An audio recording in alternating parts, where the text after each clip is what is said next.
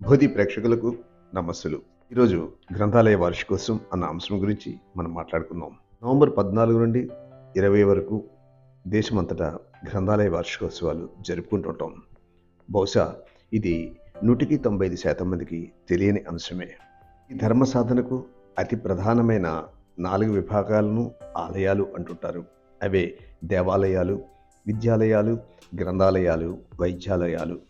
కానీ వీటిలో గ్రంథాలయాలు శిథిలావస్థితిలో ఉంటే మిగిలిన 3 ఆలయాలు భౌతిక కోరికలు తీర్చే సాధనాలుగా మారాయి తప్ప వాటి ద్వారా పరివర్తన చెందే అవకాశాలు కనుమరుగవుతున్నాయి.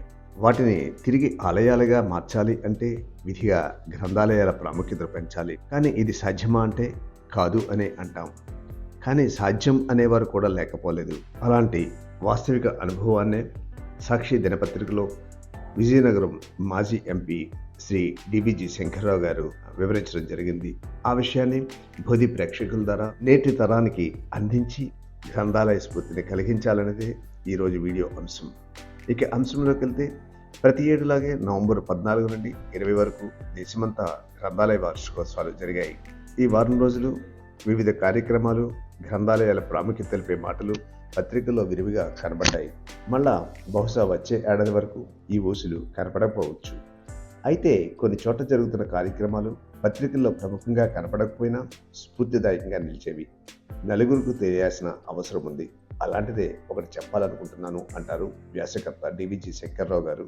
ఒక కుగ్రామంలో గ్రంథాలయం ఏర్పాటు, అది నిర్వహిస్తున్న పాత్రను స్థానిక పత్రికల్లో చూసి ఆ ఊరు వెళ్ళాను. అది పార్వతీపురం మన్యం జిల్లాలో కురుపం దగ్గరలో ఉన్న చిన్న గిరిజన గ్రామం. దుర్బిలి, రోడ్డు సౌకర్యం సరిగా లేదు. 70 సవర గిరిజన కుటుంబాలు ఉన్నాయి అక్కడ. అందరూ పేదలే. స్వచ్ఛంద సంస్థ వారికి పుస్తకాలని, అల్మిరాలని సమకూర్చింది. ఊళ్ళో వారంతా శ్రమదానం చేసి ఒక ఉమ్మడి స్థలంలో వెదురు బొంగులతో గడ్డితో నేసి ఒక పర్ణశాల లాంటిది తయారు చేసి దాంట్లో గ్రంథాలయం ఏర్పాటు చేసుకున్నారు. ఒక 40 మంది విద్యార్థులు పోటీ పరీక్షలకు చదువుకుంటున్నారు. స్కూల్ విద్యార్థులు కూడా సాయంకాలం అక్కడికి చేరి హోంవర్క్ చేసుకుంటున్నారు. శుభ్రంగా పరిసరాలను ఉంచుతున్నారు.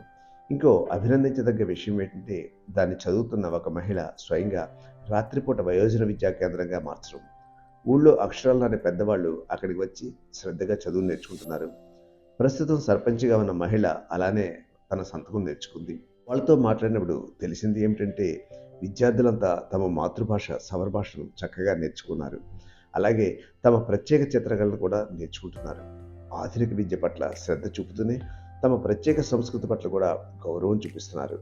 ప్రభుత్వం పట్ల, అసౌకర్యాల పట్ల పెద్దగా ఫిర్యాదులు లేవు. అందిన చిరు సహాయానికి తమ వంతు కృషి కలిపి ఎదగడానికి ప్రయత్నిస్తున్నారు. ఒక మారుమూల గ్రామం గ్రంథాలయాన్ని నెలకొల్పుకోవడం, నిర్వహించుకోవడం ముచ్చటగా ఉంది. ఆ గ్రామాన్ని చూసి మరికొన్ని గ్రామాలు ఇదే తరహాలో ముందుకొస్తున్నాయని ఆ స్వచ్ఛంద సంస్థ ప్రతినిధులు చెప్తుంటే ఎంతో ఆనందం కలిగింది. ఇది కదా గ్రంథాలయ ఉద్యమాలకు స్ఫూర్తి అనిపించింది. ఈ వీడియోను 10 మందికి పంచే ప్రయత్నం చేయండి. కనీసం గ్రంథాలయాలు మనం నెలకొల్పలేకపోయినా గ్రంథాలయాల స్ఫూర్తిని 10 మందికి పెంచితే ఎక్కడో ఒక చోట అది మళ్ళీ అంకురించి అదే చిగురించే అవకాశం ఉంటుంది.